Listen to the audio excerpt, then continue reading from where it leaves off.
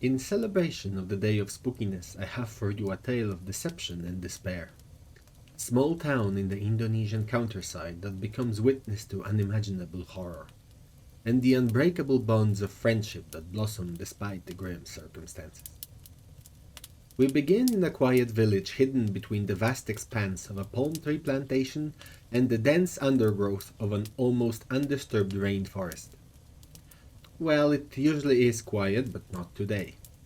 It is the Eve of Nyepi, after all.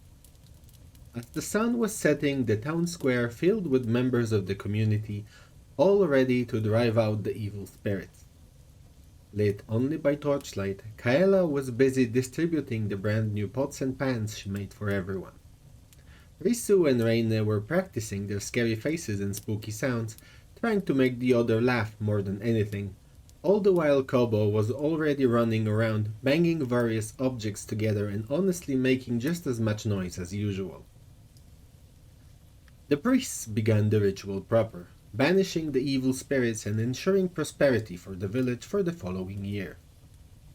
Everybody else joined in too, clacking, honking, clapping, and hooting to their heart's content. After a brief pandemonium, the town square fell silent, enjoying the bliss of a job well done. Just then the village elder took the stage. Thank you everyone once more for coming to the celebration and making it as merry as always. I'd also like to take a moment to especially thank our esteemed guest Dukun this year, for coming all the way from Malaysia. The man in question, who up to this point hung back away from the crowd, nodded his head. The traditional garments would betray his profession instantly were it not for the colorful crowd. The elder continued, "All right, folks, that'll be all. I hope to not see any of you tomorrow." People started chuckling despite hearing the same joke for the fifth year in a row. Soon, the masses dispersed and the town square became empty. Only the four friends remained. "Man, I'm beat." Ella wiped the sweat off her forehead and relaxed her shoulders for what felt like the first time in weeks. "Yes, well, at least the town is safe for another year." Reina looked back at the offering site. No evil spirits in sight. Well, except one, tiny and blue. Turns out they were not alone. The foreign shaman stayed behind to inspect the altar and now was being inspected himself by Kobo from up close. Very close. "Kobo, get back here this instant," cried Risu, but it was already too late. The man finished whatever business he had and turned around to leave, bumping straight into Kobo in the process, sending both of them tumbling onto the ground. Ella, Risu, and Reina rushed to help. "We're terribly sorry, sir. He does stuff like this all the time, so everyone just kinda got used to it." Kobo just stood there, terrified by the hand resting on her shoulder. Risu squeezed slightly just to send a simple message. "We'll talk later." The man just laughed and waved his hand. "It's all right. No harm in curiosity," he said, reaching into one of his sleeves. "Here, a gift of goodwill."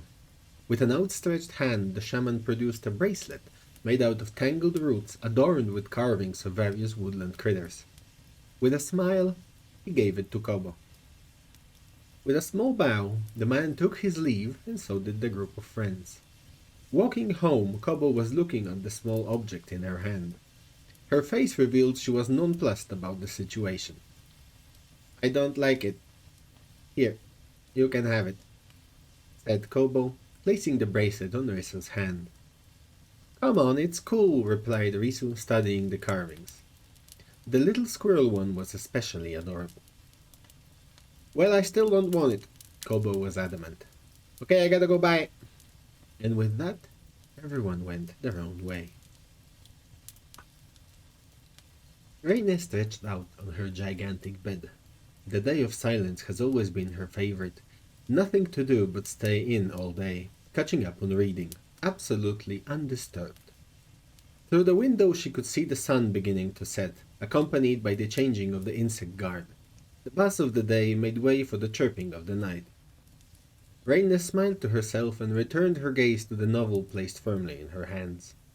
At once her peace was shattered by a blood-curdling noise of impending doom. The moose of a cow desperately pleading for help, sensing its coming demise. Reina looked out at the empty street, but the only thing that appeared were the faces of her neighbors firmly glued to the insides of their respective windows. Also looking for the source of the commotion, and finding nothing. The cries grew distant and more desperate with each passing moment, and soon silence returned once more. Despite the calm, Reina did not go back to reading that day. Her mind kept racing, trying to figure out what possibly could have happened, until she fell asleep, still deep in thought. The following morning brought Reina no peace of mind. The bags under her eyes spoke for themselves. No sooner had she dressed herself than she left for the town square, searching for answers. She was not the only one to do so. The town square was once again full of people, but this time there was no merriment.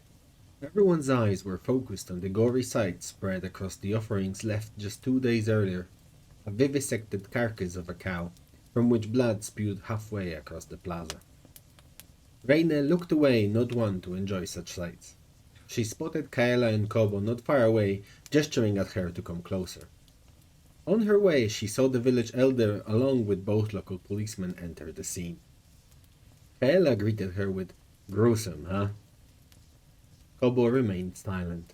They both looked pale and restless. As soon as Reina opened her mouth to answer, the village elder loudly asked the policeman, "Well, what happened?" "It was probably just the dogs," started one of them, only to get immediately cut off. "Dogs? Dogs? Look at this mess. There's no way—" The village elder stopped himself. Looking back at the gathered crowd, he resumed, "Folks, I don't want to sound alarmist, but you all see what happened.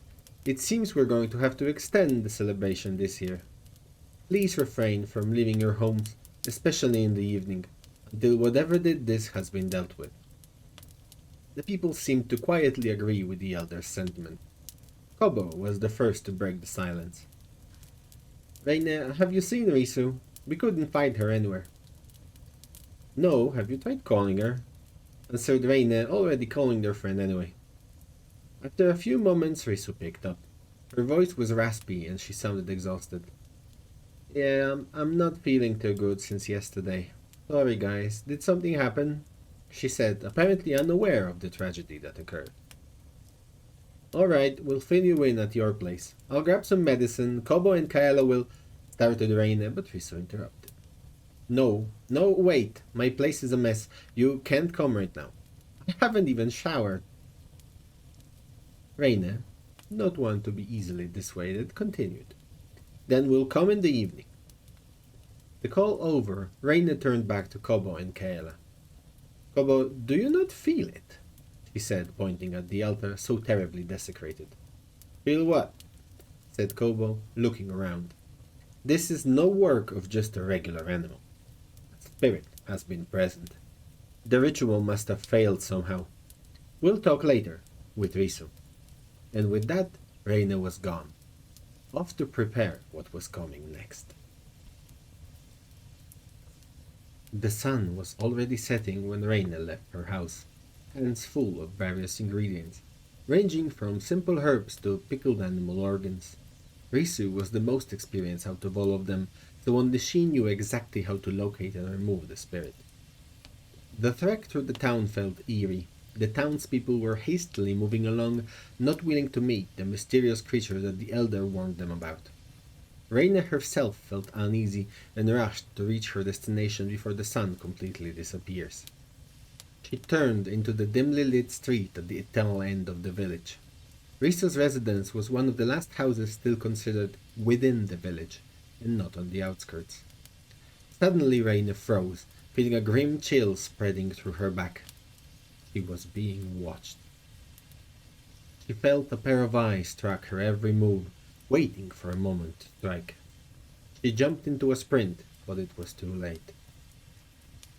The creature pounced at her from behind, ripping into one of her shoulders with its razor-sharp claws. Reina was sent flying into the gravel, barely rolling away before the next strike. Suddenly, almost soundlessly, the creature was on top of her. Reina saw her own reflection in the blood-red eyes of her assailant. A pair of furry hands was pinning her to the ground. The claws were digging into her shoulders, exacerbating the pain of the previous wound. Both the feet and the dexterous bushy tail held her legs in a vice grip.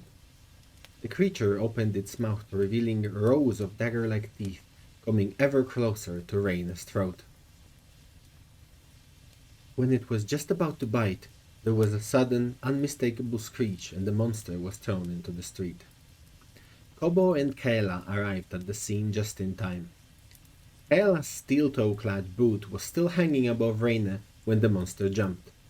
Kayla readied another kick, but someone else was quicker. A gunshot rang out and the monster was hit, gushing blood from its belly. The creature leapt into the undergrowth, quickly making its way into the jungle. Only a trail of blood remained to show that it was ever there. The two policemen ran up to the group. After making sure everyone was mostly unharmed, Reyna's arm might need a few stitches, one of them ran back to the village to get reinforcements while the other stayed, marking the trail of blood left by the monster. Reyna was beside herself with fear. "If you didn't come in time," she started, but a sudden burst of tears prevented her from thanking Kaela further. "I'm just glad you're not seriously hurt," said Kaela, flashing Reyna a bright smile and offering a hug. "We need to get to Riso," said Kobo. "I'm worried. She didn't call all day." The policeman was not happy about letting them leave.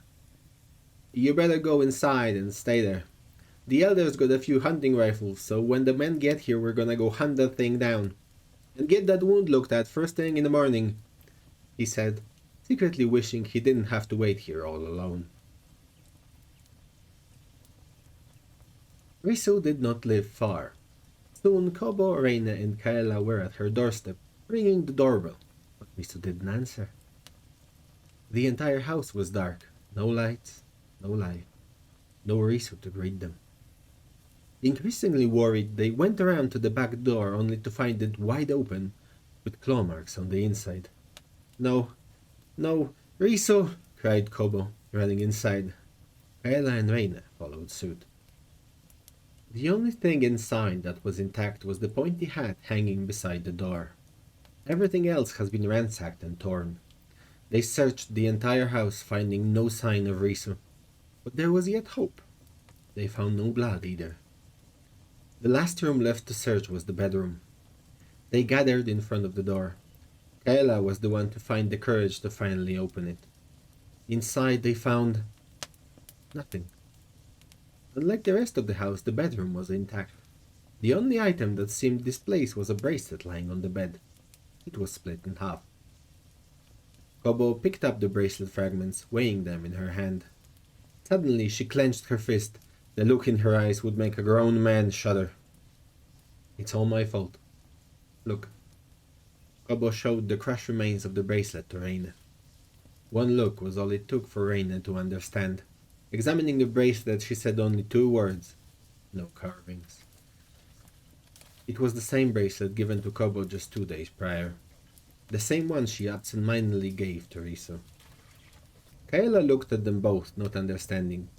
"What do you mean it's your fault, Kobo? That thing... that's Riso. I gave her this cursed bracelet while we were out together 2 days ago. You were there too," said Kobo. Turning to Reyna, she continued. "What can we do?" "Well, the carving must be somewhere on her body, most likely on her wrist. We're going to need to remove it," replied Reyna. Then she continued. "Kaela, we're going to have to prepare a dagger, and we have to do it quickly." "I can make you a basic blade in just about 3 hours," replied Kaela. The confidence in her voice was astounding.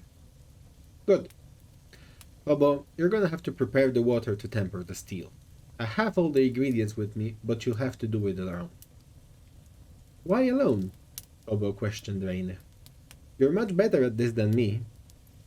"Because my arm is torn, and I can't hold that elaborate a spell long enough for it to take effect," replied Reyna, thinking 3 steps ahead as usual. A sudden noise outside caught their attention. 3 male voices. Reyna, Kobo and Kaela looked outside, but they could only catch a single sentence. Yeah, I'm sure I hit. It's gonna bleed out by morning. Reina and Kaela's gazes met. I think 3 hours just became too long. At the forge, Kaela worked as fast as she could, heating and shaping metal. The dagger only needs to be sharp. It doesn't matter if it's brittle. If she understood correctly, all it took was one good hit and this whole thing is over. Nearby, Kobo was mixing reagents in a giant bucket, whispering words very few could possibly understand. Reine was standing in the doorway, keeping watch just in case. After some time, the blade was ready for quenching. Kaela passed the metal to Kobo, who in turn began the ritual. The dagger was imbued in sacred waters, momentarily gaining a slight blue glow. Kobo's hands were shaking. She wasn't used to handling spirits of such power. At midnight everything was ready. The trio gathered once again at the scene of the last attack. Reine waved her good hand and spoke a few quick words. A tiny spirit appeared out of the ground, guiding them through the forest, following the trail of blood left by the creature. No longer than half an hour later they began to hear grunts and panting. After passing a few more trees they saw Risu in all her monster's glory, leaning against a rock and holding together a wound in her abdomen. Okay, Kaela, just like we said, you hold her while started Reine, only to be interrupted by Kobo. No, it's my mess and I'll fix it myself, said the blue shaman, defiantly taking the first step towards the creature. Don't be ridiculous, it'll be so much easier if we all do it together, burst out Reine, chasing after Kobo. Kaela grabbed her arm, making Reine wince in pain. No, Reine. We'll jump in if we have to. Let her. Kobo walked closer to the monster. The creature tried to scare her, swiping its claws and baring its teeth, but only made the wound bleed more. Kobo stood just inches out of reach, and then she took a step further, grabbing the creature's arm into her own and securing it between her legs. Soon she found what she was looking for, a tiny scar shaped like a squirrel. Meanwhile the monster was lashing out, scratching Kobo's back with its other hand. Finally, with tremendous effort, it lunged and bit Kobo right in the shoulder, almost tearing out a chunk of flesh. Kobo's eyes filled with tears. Through misty vision, she grabbed the dagger hanging on her belt and thrust it into the squirrel mark. The blade shattered almost instantly. The force of two spirits battling for supremacy was too strong for the object to hold. A flash of light blinded everyone, and after a brief moment, where once were 3 people, now there were 4. Risu was lying on the ground, her face covered in tears. The wounds were gone, replaced by jagged scars she'll bear till the end of her life. She hugged Kobo tightly, whispering, "I'm sorry," in her ear. At this point Kobo was choking with tears. "No, it's me who's sorry," was all she could muster. Moments later, both Kaela and Reine joined them in celebration of Risu's return. Kaela took off her apron and wrapped it around Risu, after which she picked her up and carried her home. The group was once again whole.